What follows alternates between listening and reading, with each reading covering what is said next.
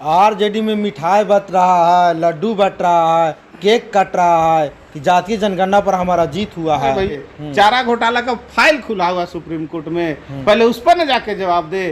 तेजस्वी यादव 12 वर्ष में करोड़पति और अरबपति हो जा रहे हैं, पहले उसका न जाके जवाब दीजिए। तो चिराग पासवान जी द्वारा एक बयान मीडिया में चल रहा है, उनका कहना है कि जातीय जनगणना तो हो पर उसका आंकड़ा बाहर नहीं आना चाहिए, वो सिर्फ सरकार के पास आंकड़ा रहना चाहिए, क्योंकि बाहर आएगा तो जाति जाति में मार होगा, जाति जाति में फैटा-फैटी होगा।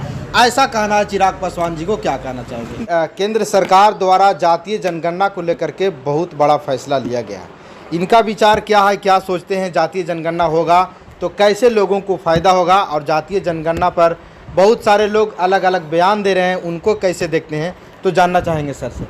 जातीय जनगणना को कैसे देखते हैं सर? केंद्र सरकार ने फैसला ले लिया, आप लोग सरकार में हैं, कैसे देख रहे हैं जातीय जनगणना को?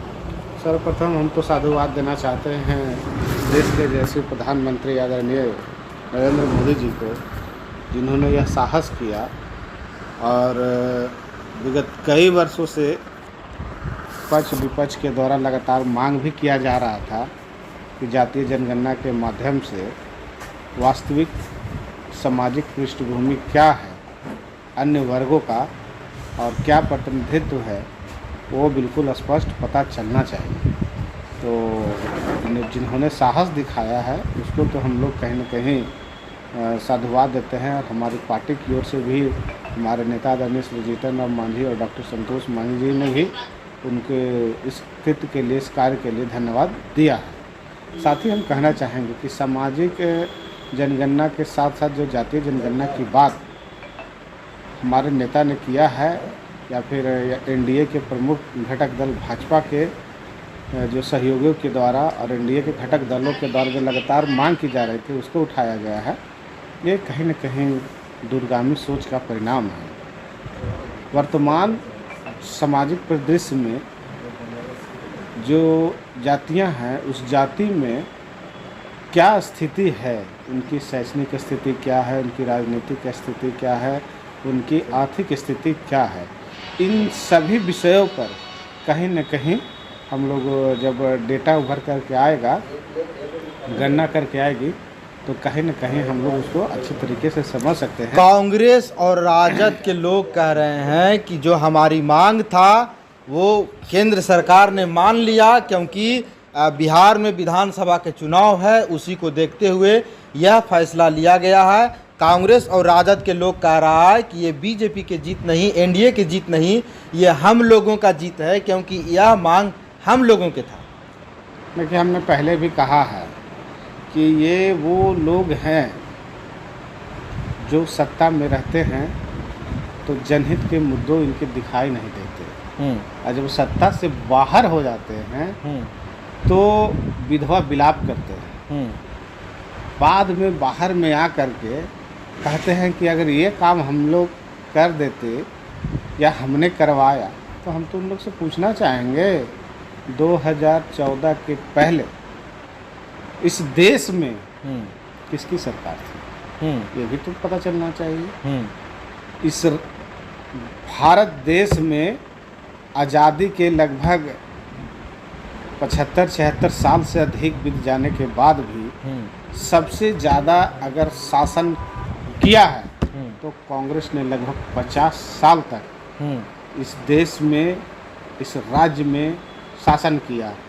बिहार में 20 वर्ष तक राजद की सरकार रही, तो इन लोगों को समय याद नहीं आ रहा था, इन लोगों को क्या हो गया था? तो ये वो लोग हैं जो ढोंगी हैं, ढोंग रचते हैं, विधवा विलाप करते हैं और कहते हैं कि ऐसा होना चाहिए। अरे भाई, जब आप इमरजेंसी लगा करके ये लालू प्रसाद यादव जी बिहार में इतने ताकतवर नेता थे कि प्रधानमंत्री तय करते थे कि प्रधानमंत्री कौन होगा, ये हम लोग नहीं बोलते हैं, जो समकालीन नेता है जो उनके साथ में काम किए हैं वो बोलते हैं। और आज उनके बेटे हैं तेजस्वी यादव जी जो कहते हैं कि हमने दबाव दिला दिया। पता नहीं कितना संघर्ष किए हैं तेजस्वी यादव जी। आरजेडी में मिठाई बट रहा है, लड्डू बट रहा है, केक कट रहा है कि जातीय जनगणना पर हमारा जीत हुआ है। भैया ये वही लोग हैं, हम तो बोलेंगे ना कि बेगाने के शादी में अब्दुल्ला जी दीवाना हो रहे हैं, तो बस यही बात है। अच्छा। करनी धरनी कुछ नहीं, और पूरा अपना बड़ाई लूट रहे हैं कि हमने करा दिया। लालू यादव जी ने क्या कराया और कांग्रेस ने क्या कराया, किसी से छिपा हुआ क्या? नेशनल हेराल्ड का केस खुला हुआ है, पहले उस पर न जाके जवाब दे। चारा घोटाला का फाइल खुला हुआ सुप्रीम कोर्ट में, पहले उस पर न जाके जवाब दे। तेजस्वी यादव 12 वर्ष में करोड़पति और अरबपति हो जा रहे हैं, पहले उसका न जाके जवाब दीजिए। कहाँ संघर्ष किए थे जरा? अंडमान निकोबार में जाके संघर्ष किए थे क्या? यहाँ अमेरिका के रोड पर जाके सड़क जाम किए थे। सामाजिक जाति जनगणना की बात कर रहे, कहाँ किए थे? एक संघर्ष तो बता दीजिए। और आज जब यशस्वी प्रधानमंत्री नरेंद्र मोदी जी के नेतृत्व में, आदरणीय श्री जीतन राम मांझी जी के नेतृत्व में, नीतीश कुमार जी के नेतृत्व में जातीय जनगणना की बात हुई और जातीय जनगणना हम लोग ने इसको लागू करवाया, तो आज ये श्रेय लेने के लिए लूट होड़ मचा रहे हैं। इनके लोग तो हमको समझ में नहीं आता। तेजस्वी यादव जी बिहार के मुख्यमंत्री, नीतीश कुमार जी हैं, कहते हैं कि हमने तो 5 लाख की नौकरी दे दिया। मुख्यमंत्री है नीतीश जी और नौकरी दे रहे हैं तेजस्वी जी। तो ये वो लोग हैं जो हमेशा श्रेय लेने की होड़ में रहते हैं। उनके लोग हमारे गरीब गुरबा के जमीन कब्जाते हैं, श्रेय करते हैं, लूटते हैं, और उनके नेता हमारे जो काम रहता है उसका श्रेय लूटने का काम करते हैं। तो ये लोग तो पहले ही सही अतिक्रमण करने वाले लोग हैं, आज भी अतिक्रमण कर रहे हैं, है ना? तो बिल्कुल। और ये जो कह रहे हैं, हम तो उन्हीं लोग से पूछना चाहते हैं। तेजस्वी यादव जी मिठाई बंटवा रहे हैं, उनके कार्यकर्ता हरियर हरियर गमछा बांध के घूम रहे कि हमने करवा दिया। 2014 के पहले कहाँ था? इस सवाल का जवाब दीजिए। आपने केंद्र सरकार में कई प्रधानमंत्री बनाया, तो क्या उस समय याद नहीं आ रहा था? ये वो लोग हैं जो कहते कुछ है, करते कुछ है।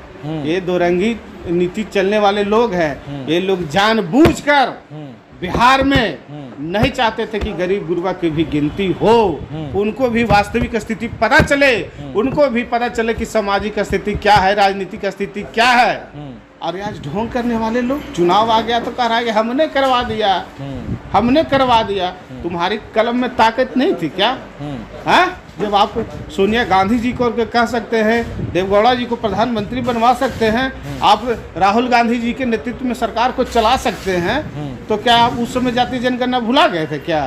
तो ये वो लोग हैं जो श्रेय लेने की होड़ मचा रहे हैं। और हम तो साधुवाद देना चाहते हैं, सम्राट चौधरी जी ने क्या कहा कि ये लुटेरे लोग हैं, बिल्कुल सही कहा।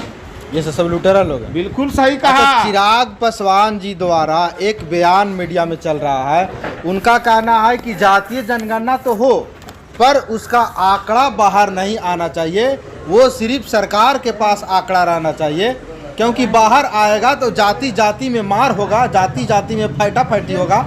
ऐसा कहना है चिराग पासवान जी को, क्या कहना चाहोगे? देखिए, चिराग पासवान जी किस संदर्भ को समझते हुए इस चीज़ का जिक्र किया है, उसको समझने की आवश्यकता है। चिराग पासवान जी ने अगर इस चीज़ को बोला है तो उसको भी जानने की आवश्यकता है। आखिर वैसा क्यों बोले हैं, हमको तो समझ में नहीं आ रहा। लेकिन हम तो कहना चाहेंगे कि जातीय जनगणना के माध्यम से अगर हमारी वास्तविक स्थिति का आकलन नहीं पता चलेगा, तब हम फिर वंचित समूह, वंचित वर्ग और वंचित जाति के लिए कैसे कार्य करेंगे? सरकार का जो है सर्कुलर है, नियमानुसार चीज़ें हों। रही बात उनको जानने का और न जानने का, तो जब सरकार जातीय जनगणना करा ही रही है तो फिर परहेज कैसा? सबको पता चलना चाहिए। लेकिन हाँ, हम पुनः कहेंगे कि चिराग पासवान ने जो वक्तव्य दिया है उसको सुनने की, समझने के, जानने की आवश्यकता है।